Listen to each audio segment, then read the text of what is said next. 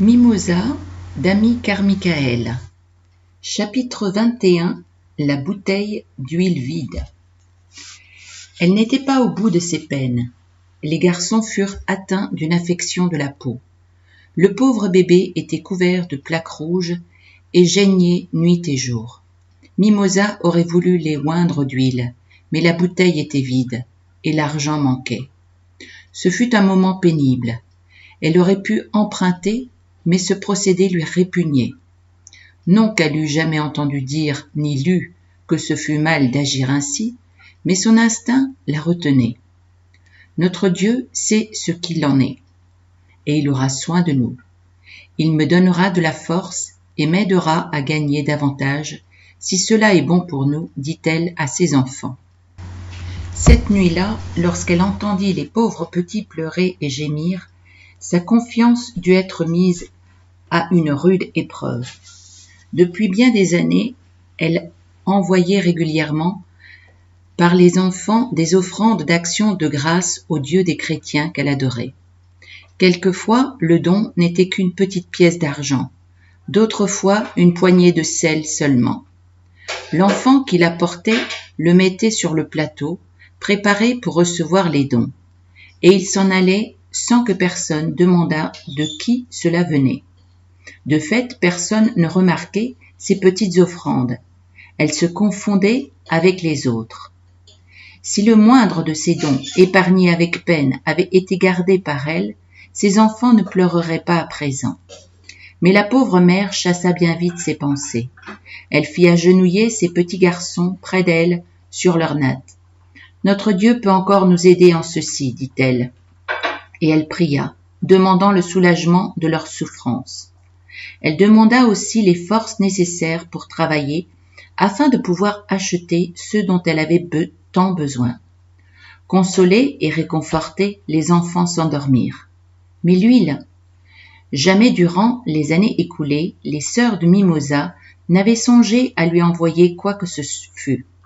Peut-être demeurait-elle trop loin, ou ne savait-elle rien de ses difficultés. Peut-être aussi, connaissant son caractère, craignait-elle d'essuyer un refus. Mimosa, de son côté, ne leur avait jamais parlé de ses soucis. Si elle en avait appris quelque chose, c'était par d'autres. Car Mimosa, songeant toujours à rendre témoignage à son Dieu, ne disait rien à ceux qui ne pouvaient pas comprendre. « Je connais son amour, comment pourrais-je douter de lui ? Si je leur racontais mes peines, elle dirait « Ah, ton Dieu n'est pas aussi bon que les nôtres. Vois, nous ne manquons de rien. » Et voilà qu'un jour, une bonne pensée vint à l'esprit de ses sœurs. À 2 reprises, elle allait lui envoyer de petits cadeaux qui lui arriveraient fort à propos. Elle ne songea pas à les refuser. La bouteille d'huile fut remplie et il y eut même de quoi acheter quelques autres choses indispensables. Le cœur tout réchauffé, Mimosa remercia Dieu et reprit courage. C'est dans un tel esprit de lumière et de confiance que cette femme hindoue, si ignorante, agissait dans toutes les circonstances de la vie, acceptant la maladie comme venant de Dieu et regardant à lui pour la guérison. Elle ne semblait jamais se tourmenter au sujet des moyens que Dieu emploierait. Elle considérait que l'excellente huile d'eucalyptus qui peut enlever à l'instant la morsure d'un scorpion était un don de son bon Père céleste, aussi bien que le riz et le curry dont ses petits garçons étaient nourris. À sa foi, qui n'avait pas été troublée par les hommes, il semblait tout naturel que Dieu pût guérir, et si le soulagement ne venait pas immédiatement, la paix du moins suivait la prière. La paix, c'est ce qui importe, disait-elle dans son innocente simplicité. Quand on lui demandait plus tard d'expliquer pourquoi tous les malades ne guérissaient pas, comme par exemple son petit Maïl, elle regardait tranquillement son interlocuteur en disant qu'elle ne savait pas, mais que son Dieu savait. Cela ne suffisait-il pas ? C'était toujours là sa réponse aux questions embarrassantes. Avec un mouvement des mains qui, en tamil, exprime autant de choses que la langue, et elle, avec un sourire qui illuminait sa figure habituellement sérieuse, elle le répétait toujours. Ou bien levant rapidement les yeux, elle s'écriait « Père, vous le savez, tout est bien. Père, certainement, tout est bien. » Cette histoire semble-t-elle inventée ou tout au moins retouchée ? Je n'ai jamais écrit une ligne qui ne soit vraie, car une histoire amplifiée, si peu que ce soit, n'est plus vraie. Est-il nécessaire, même si cela était permis, d'inventer ou de colorer quand il est question de vérité divine ? Les œuvres de Dieu, telles qu'elles existent, ne sont-elles pas parfaitement belles ? Pourquoi donc les gâterions-nous en cherchant à y ajouter quelque chose ? Chapitre 22. C'est lui qui guérit. Le village qu'habitait Mimosa n'avait pas une bonne réputation. Le chef de la police nous dit qu'il s'y commettait plus de crimes que dans aucune autre localité du pays. Il nous raconta des histoires à faire dresser les cheveux sur la tête. C'était dans ce milieu-là que vivaient Mimosa et ses enfants. Là aussi, au milieu de ces atrocités, habitait l'aimable cousin qui avait lu à Mimosa la lettre de sa sœur. Personne n'avait jamais entendu cet homme proférer une parole malsonnante. Il répandait autour de lui une atmosphère paisible. Il arriva que Mimosa, dont la santé déclinait depuis quelque temps, tomba réellement malade. Elle réussit encore à préparer la nourriture nécessaire aux 3 journées suivantes, mais elle avait à peine terminé qu'elle s'évanouit, et pendant 3 jours, elle demeura sans secours. Personne ne savait rien de son état, et personne ne vint la voir. Les enfants effrayés se tenaient à côté d'elle sans comprendre, et quand l'heure des repas arrivait, ils prenaient la nourriture qu'elle avait préparée pendant qu'elle en était encore capable. Elle-même ne touchait à rien, elle ne l'aurait pu. Elle ne pouvait pas se lever et tendre son sari devant le Seigneur, mais son âme s'attendait à lui. « Envoyez du secours, je vous le demande. Père, je suis sûre que vous savez ce qu'il en est. Vous voyez que mes enfants ont besoin de moi et que je ne puis me lever. La douleur me retient. Veuillez me soulager. Permettez que je puisse me lever et m'occuper de mes enfants et de ma maison. » Le 3e jour, une voisine entra et donna l'alarme. Mimosa lui paraissait mourante, elle délirait. « Elle se meurt, cria-t-elle en se précipitant dans la rue. Le cousin, l'homme de paix, entendit la rumeur. Il accourut, apportant avec lui un vase plein d'huile, et s'approchant de la malade, il l'en oignit, la frictionnant doucement à la manière hindoue. À la grande surprise des témoins de cette scène, Mimosa se ranima. Son cousin alla ensuite chercher de la nourriture pour les enfants qui commençaient à avoir faim, et elle donna d'abord de l'eau de riz, mais elle put bientôt supporter quelque chose de plus consistant. Je n'avais plus de douleur et je me sentais tout à coup beaucoup plus forte. Elle nous raconta ensuite la surprise de ceux qui l'entouraient. Mais elle-même ne voyait dans cette guérison aucun sujet d'étonnement. C'était seulement une nouvelle preuve de la bonté de Dieu. Chapitre 23. Les craintes de l'amour. L'amour et la crainte subsistent-ils toujours côte à côte dans le cœur d'une mère ? Mimosa n'était jamais sans appréhension à l'égard de ses enfants. Elle connaissait les dangers de la rue, aussi nombreux que les grains de poussière de la route. Elle ne pouvait oublier les impressions indélébiles que reçoit le jeune enfant parce qu'il voit et parce qu'il entend. Bien loin dans sa mémoire, elle revoyait le jour où son propre père avait découvert que son fils aîné fréquentait de mauvaises compagnies. Il avait attaché le jeune garçon à un pilier, dans une chambre au haut de la maison, et l'avait frappé à coups de corde.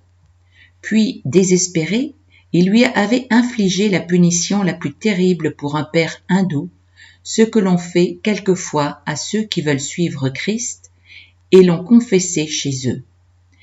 Il lui avait jeté du poivre dans les yeux.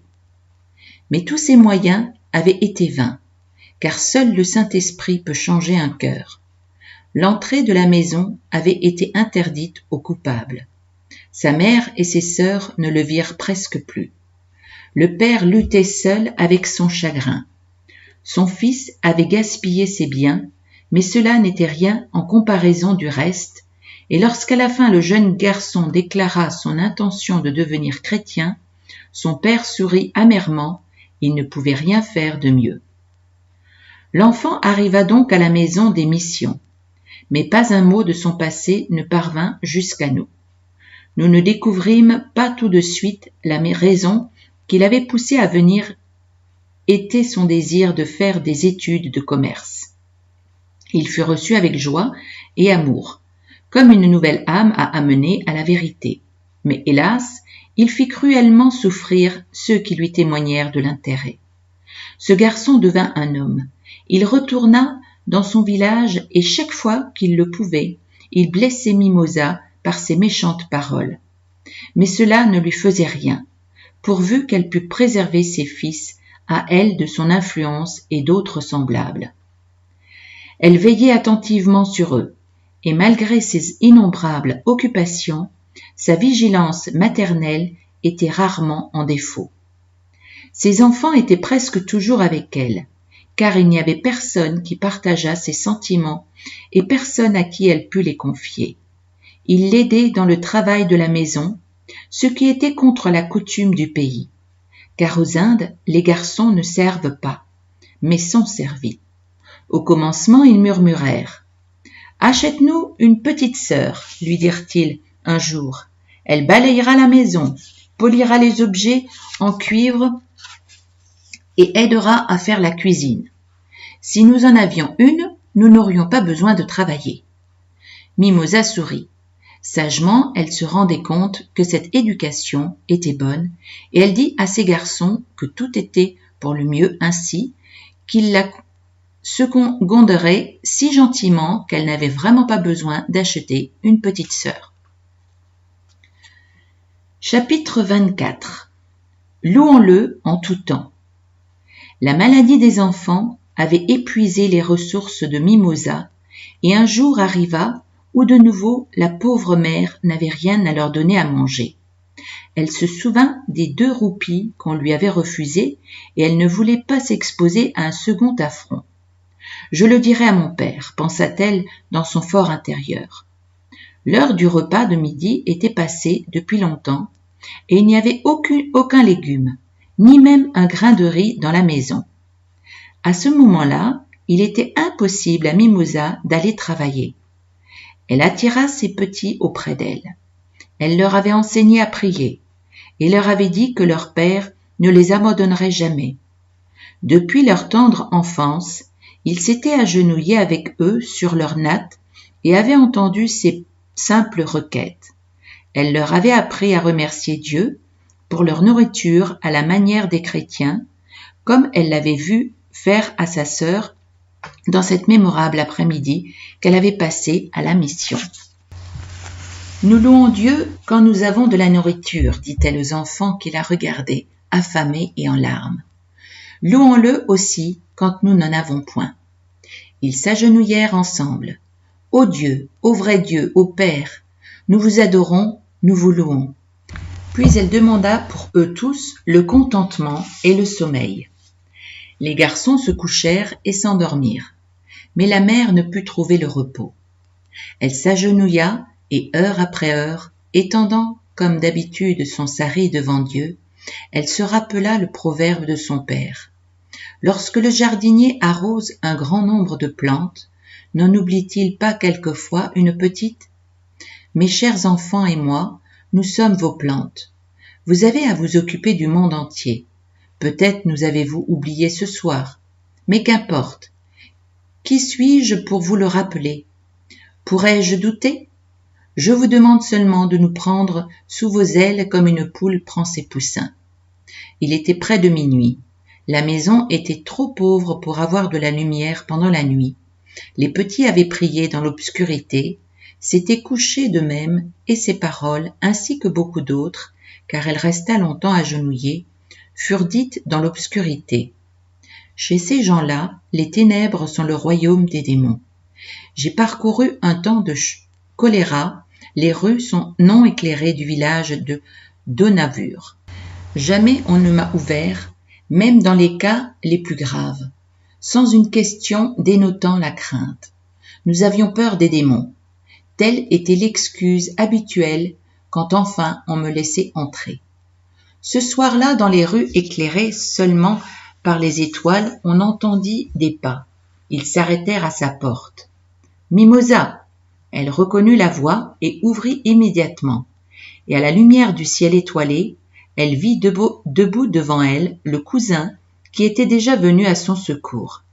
Elle s'était bien gardée de lui faire connaître les circonstances par lesquelles elle passait, car il ne croyait pas en son Dieu. « As-tu quelque chose à manger ? Les enfants ont-ils faim ? Demanda-t-il. Que pouvait-elle répondre ? Elle savait que c'était Dieu qui l'envoyait, et la joie l'empêchait de parler. Le jardinier n'avait pas oublié ses petites plantes. Son honneur à lui était en jeu, et elle était jalouse pour son Dieu. Elle hésita donc un instant. « Regarde, dit-elle, tout en montrant les enfants endormis sur leurs nattes. Nous sommes heureux, c'est l'essentiel.